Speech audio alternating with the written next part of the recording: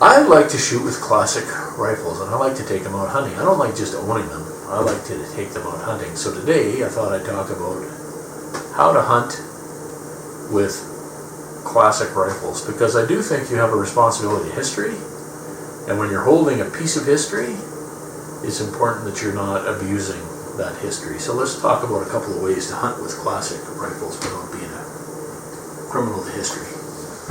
One thing you could do, like I've done with this Luxus, this is easily a $2,000 rifle, and I would hate taking a rifle that's this rare, this Luxus model, which is the one that's got the nice steel magazine instead of the plastic one, which can break if you drop it. The beautiful features like this spiral barrel which Steyr put on their firearms, the wonderfully smooth action, double set trigger, single set trigger. It's a beautiful stocking rifle, and also a beautiful fast rifle, 2 to 7 power scope, and beautiful open sights. But just to have a rifle this rare in a canoe and abuse it is a bit of a problem. So this had a totally busted up stock. It's now repaired with 5 pins, and it's now, lost that pristine collector's value. So I probably got $700 US into this rifle. So now a $700 rifle, that's like taking an old Ruger. And if I scratch up the stock, well, it's okay, because this stock is pretty much screwed up anyway, so I'll still take care of it. But I now don't feel like a criminal.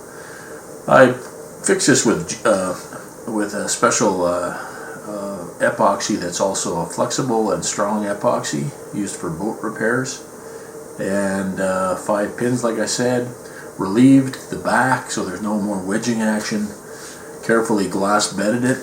So this rifle now should be as strong or stronger than when it came from the factory, and I think it was the wedging action which actually led to cracks anyway, and I've got rid of that.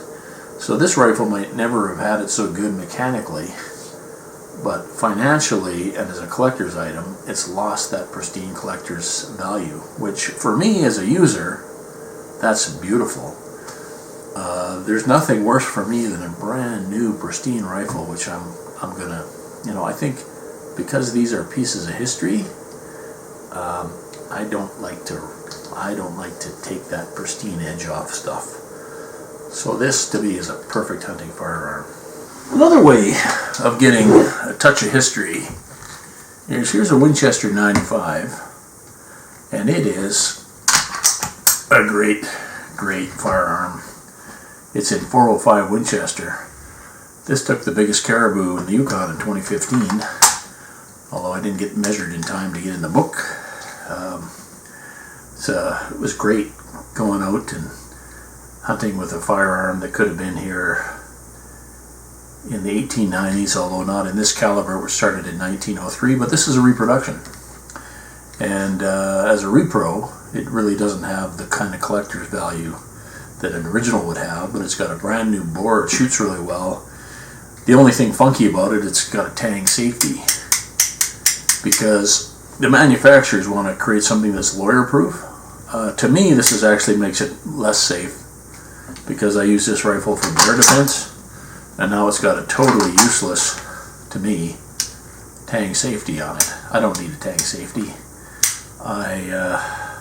When I shot my caribou, I actually had the safety on, and it's easy to flip that on and off, so probably deactivating that safety would be a good thing for me to do. But that's a repro. You get the historical feeling of being with a historical firearm, but you're not actually playing with something that is got massive collector's value. I graduated from that to, here's my moose rifle. This is a Winchester 71. There he is.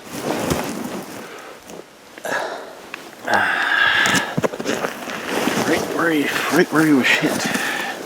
That's the advantage of a rifle like the 348. It hits pretty hard. This is an original Winchester made in 1956. It's really tight lockup, shoots well, the barrel's in good shape, but it's been modified two ways. One, somebody's put a recoil pad on it. Somebody also cut the barrel off from 24 inches to 22 and added this banded sight. So this is not a 24 inch or a 20 inch as it come from the factory. It's a 22 inch. I think in some ways it's got the best of both worlds. This is one of my favorite hunting firearms, and the collector's value has been basically taken away by those modifications. The other modification you'll sometimes find with these that don't really affect it is somebody has tapped it for a scope, and that tapping also takes away the collector's value. So modifications is a third way to be able to hunt with classic firearms. Now I'll show you another firearm that's been modified. This is my great 350 Rem Mags 600, and there's two modifications to it. Somebody took that stock, the original stock, and I don't know what they did with it, but this is not an original stock. And I changed it a little bit to feed better. That modification probably nobody would know about that modification. So it's basically the stock modification. So there's a model 600 350 Rem Mag that I took moose hunting this year. And it's a great firearm. And I had that in the boat and I didn't feel bad about it. And the other way to use a classic firearm, I'm going to reach a little bit here at my workshop bench, which is also my kitchen table. This is a Savage 99 and 358, and this hasn't been modified, but it's been well used. So it's got a lot of wear on the stock. It's been used in the past, so if I put another dent in the stock, it doesn't really matter too much. So condition for firearms, and what you want to look for is something that's been carried a lot and used very little. So this bore is almost like new. It hasn't been shot much. Got a tight lockup, really good bore, shoots really well, but it's been carried a lot, so that's knocked off a lot of its value.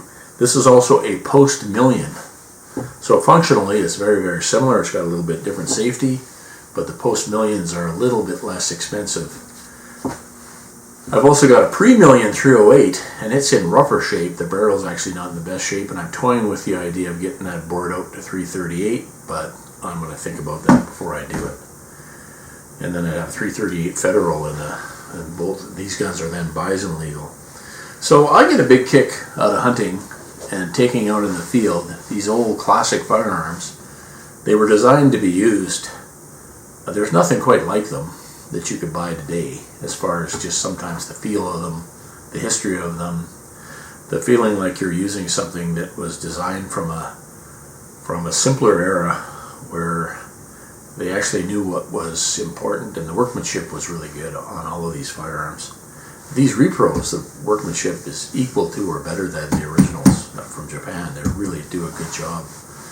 I'm going to pronounce it wrong. Morocco of Japan really do a good job, and they make the new Winchesters. So that's a couple of ways to take classic firearms into the field. It's a lot of fun, and when you take a game, like when I took the moose with this 348 Winchester, it was just a big rush. Maybe some people get that from bow hunting.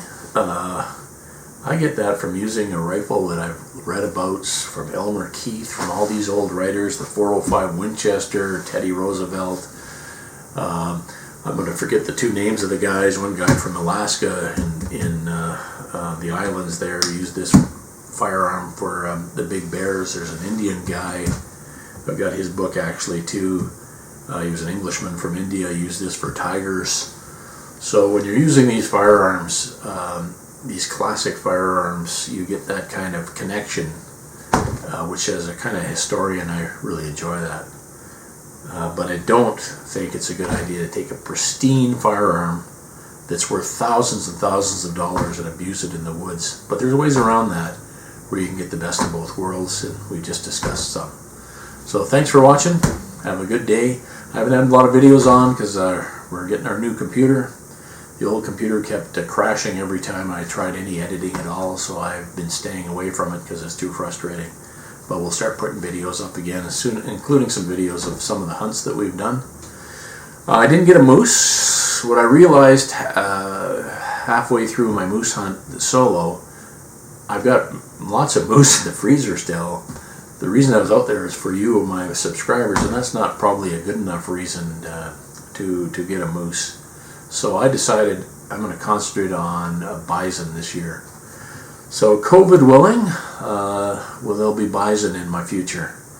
And I'm either going to 9.3 by 62 the bison, 358 Norma Magnum the bison, or maybe this 405. Who knows?